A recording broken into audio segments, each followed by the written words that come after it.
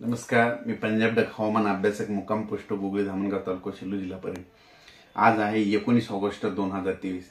आपण मागच्या 2-3 अंदाजामध्ये सांगितलं होतं की राज्यामध्ये 18 ऑगस्टला पाऊस सुरू झाला. कालपासून सगळीकडे सुरू झाला, पण आज 19ला तर आणखीन जास्त वाढला. पण आजपासून परत एकदा सतर्क राहण्यासाठी खास करून अंदाज येत आहे. राज्यामध्ये सांगायचं झालं तर आज 19 ऑगस्टला म्हणजे आज राज्यभर सगळीकडेच पाऊस पडणार आहे म्हणून हे अंदाज लक्षात घ्यायचा.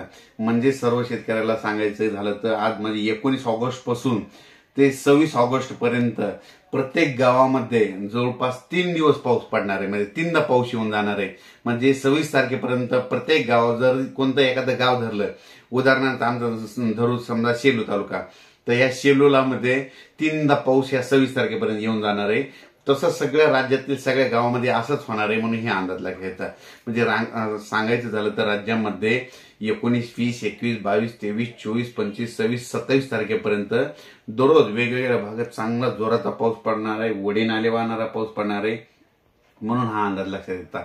आणि परत एक सर्वांना सांगू इच्छितो की राज्यामध्ये हा पाऊस आता दररोज चालू राहणार आहे.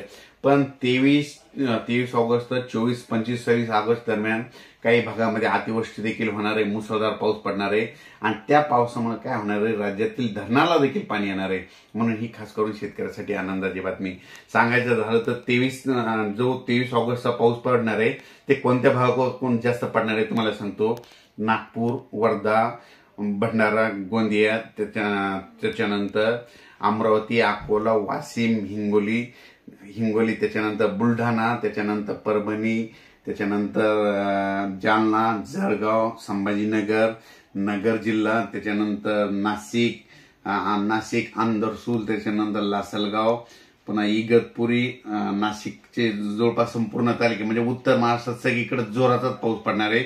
उत्तर महाराष्ट्रातल्या सर्व शेतकऱ्यांनी स्वतःची काळजी घ्यावी, कारण की म्हणजे हे जे 19 तारखेपासून जे पाऊस पडणार आहे उत्तर महाराष्ट्रात खूपच पडणार आहे. उत्तर महाराष्ट्रात पाऊस पडल्यामुळे काय होणार आहे की तिथले जे धरण पहिलेच भरलेले त्याचं पाणी परत सोडावं लागणार आहे. ते पाणी आमच्या जायकवाडीला येणार आहे आणि जायकवाडीला पाणी आलं म्हणजे आमच्या मराठवाड्याची ताण त्याच्यामध्ये मिटते. आणि तुम्हाला सांगतो आता जायकवाडी धरण जवळपास आजच्याला 33% झालेले आहे. तर ह्या ऑगस्ट म्हणजे पोळ्यापर्यंत ही आमचं जायकवाडी धरण जवळपास 50%च्या पुढे जाईल म्हणून हे देखील या अंदाजामध्ये सांगतो. आणि राहिलेलं धरण पुन्हा सप्टेंबर आणि ऑक्टोबरच्या याच्यात संपूर्ण भरून जाईल म्हणून हे देखील सांगतो. पण राज्यात एकंदरीत परिस्थिती बघितली तर आता तुम्हाला सांगतो, जिल्ह्यावेळी सांगतो.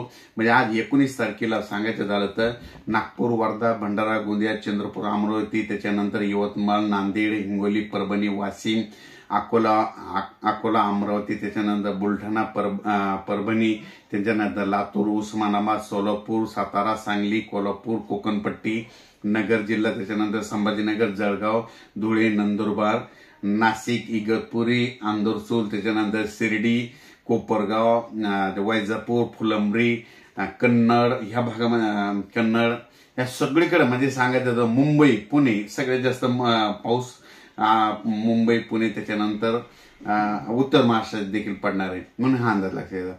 पण राज्यात सांगायचं झालं तर हा पाऊस 26 तारखेपर्यंत सगळीकडेच पडणार आहे. म्हणजे सगळीकडे म्हणजे प्रत्येक गाव एखादं पकडायचं त्या गावाला 3दा पाऊस येऊन जाणार आहे म्हणून हे देखील लक्षात येतं. आणि राज्यामध्ये ह्या पावसामध्ये काय होणार, आणखीन एक सांगायचं झालं तर बुलढाणा जिल्हा, मला बरेच शेतकऱ्याचे फोन आले की या बुलढाणा जिल्ह्यामध्ये काय झालं की आमच्या धरणामध्ये तळ्यामध्ये पाणी आलं नाही. त्यांच्यासाठी खास करून अमरावती, अकोला, बुलढाणा जिल्ह्यातल्या शेतकऱ्याची आनंदाची बातमी, तुमचे जे ते पेन टाकळी धरण आहे त्याच्यात देखील पाणी येणार आहे. त्याच्यानंतर वैजापूर, कन्नड त्या भागामध्ये थोडेफार धरणं कोरडे येतं, त्या धरणात देखील पाणी येणार आहे म्हणून त्यांच्यासाठी देखील आनंदाची बातमी. म्हणजे सांगायचं झालं तर हा पाऊस धरणात पाणी येणार आहे म्हणून हा अंदाज लक्षात येतो. पण सर्वांनी एक सांगू इच्छितो की या पावसामध्ये विजेचं प्रमाण जास्त असणार आहे म्हणून शेतकऱ्यांनी विजा चमकत असताना स्वतः झाडाखाली थांबू नये, आपली बैल शेतकऱ्यांनी झाडाखाली बांधू नये, कारण की जास्त विजा झाडावर पडतात म्हणून ही गोष्ट सर्वांनी लक्षात घ्यायची. परत सर्वांना सांगू इच्छितो हा पाऊस फक्त 26 तारखेपर्यंत राहणार नाही. 26च्या नंतर 1-2 दिवस थोडं विश्रांती घेणार आहे, परत एक कमी दाबाचा पट्टा येणार आहे, पुन्हा पोळ्याला पुन्हा आणखी जोरदार पाऊस पडणार आहे. म्हणजे सांगायचं झालं तर हा पाऊस म्हणजे पोळ्यापर्यंत, राखी पौर्णिमापासून आजपासून राखी पौर्णिमा ते पोळ्याच्या दरम्यानपर्यंत हे पाऊस असं सत्र चालूच राहणार आहे म्हणून हा अंदाज सर्व शेतकऱ्यांनी लक्षात द्यायचा. पण पण ह्या आता जे पाऊस येणार आहे 19 ऑगस्ट पासून ते पोळ्यापर्यंत 2 सप्टेंबरच्या दरम्यानमध्ये मांजरा धरणात देखील चांगलं पाणी येणार आहे. त्याच्यानंतर सेलू तालुक्यामध्ये दुधना धरण त्याच्यात देखील पाणी येणार आहे. त्याच्यानंतर जिंतूरचं येलदरी धरण त्याला देखील पाणी, पेनटाकळी धरणाला देखील येणार आहे. त्याच्यामध्ये जवळपास सांगायचं झालं तर हा पाऊस चांगला शेतकऱ्याला मध्ये धरणात पाणी येण्यासाठी चांगला राहणार आहे.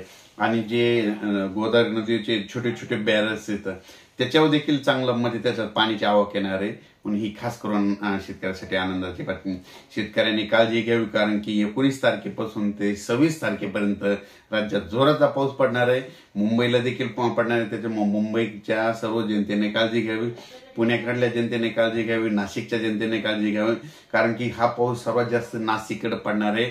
आतापर्यंत नाशिक, आंदरसूल, त्याच्यानंतर लासलगाव, त्याच्यानंतर दोडी, सिन्नर ह्या संगमनेर भागात कमी होता, पण ह्या पावसामध्ये त्यांची सगळी सरासरी भरून जाणार आहे. म्हणून खास करून नाशिककरांसाठी आनंदाची बातमी. त्यांना काही दुष्काळ, बऱ्याच शेतकऱ्यांचे फोन आले यावर्षी नाशिक जिल्ह्यामध्ये सिन्नरकडे, दोडीकडे दुष्काळ पडतो का. मी म्हणत घाबरू नका, ह्या पावसात तुमची सरासरी भरून निघणार आहे. म्हणून सर्वांनी काही चिंता करू नये. आणि सगळीकडे राज्यात पाऊस पडणार आहे, सगळ्यांना फायदेशीर राहणार आहे. म्हणून हे देखील लक्षात घ्यायचं. आणि आपण मागच्या अंदाज सांगितलं की 18 ऑगस्ट पर्यंत मुग काढून घ्या, तर सर्व शेतकऱ्यांनी 18 ऑगस्ट पर्यंत मुग काढून घेतले. मी हे देखील सांगतो. परत एक आणखीन सांगू इच्छितो की निसर्गाचा असं आहे बघा, तुम्हाला मी प्रत्येक ज्या वेळेस माझे प्रोग्राम असते त्या ठिकाणी मी सांगत असतो की यापुढे पाऊस कधीच कोणाला विचारायचं नाही. आणखीन एक त्याच्यातलं एक सोपं कारण सांगतो. आपलं पीक काढायला आलं की समजायचं 3 दिवसांना पाऊस येणार. तर तुम्हाला एक उदाहरण म्हणून सांगतो, लक्षात घ्या. आता मुगाचं पीक आलं तर बघा काढायला, मुग काढणीस आलं की लगेच 3 दिवसांना पाऊस आला. त्याच्यानंतर परत आणखीन एक लक्षात घ्या, आता उडीदाचं पीक काढायला येणार आहे. आणखीन 10-12 दिवसांना उडीदाचं पीक आल्याच्या नंतर लगेच आपणच म्हणायचं आता 3 दिवसांना पाऊस येणार. हे अंदाज कोण देतं? निसर्गच देते. म्हणून ही एक गोष्ट लक्षात येते. अचानक वातावरणात बदल झाला तर लगेच एक मेसेज दिला जाईल. धन्यवाद.